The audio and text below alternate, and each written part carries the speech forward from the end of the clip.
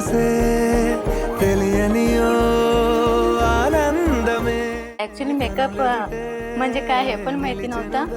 Brushes कसे हँडमध्ये पकडायचं हे पण माहिती नव्हतं. सो आज रिअली हॅपी.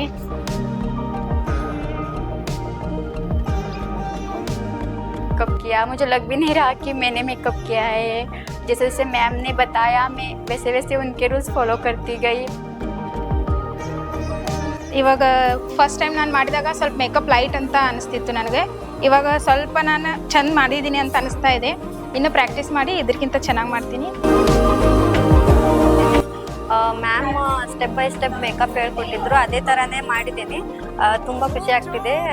ನಾನು ವೆಚ್ಚಾನು ಬೇಡಾನುಗ ಕಲಬಮನಿ ನಾಲೋನೆ. ಇಷ್ಟು ದಿವಸದಿಂದ ಮ್ಯಾಮ್ ನಮಗೆಲ್ಲ ಬೇಸಿಕ್ ನಾಲೆಜ್ ಹೇಳಿ ಅಡ್ವಾನ್ಸ್ ಹೇಳ್ಕೊಟ್ಟಾರು. ನಾನು ಇವತ್ತು ಫಸ್ಟ್ ಟೈಮ್ ಇಷ್ಟು ಚಂದ ಮೇಕಪ್ ಮಾಡೀನಿ. ನನಗೆ ನಂಬಕ್ಕೆ ಅವತ್ತು ನಾನು ಮಾಡಿದ್ದೀನಿ ಅಂತ.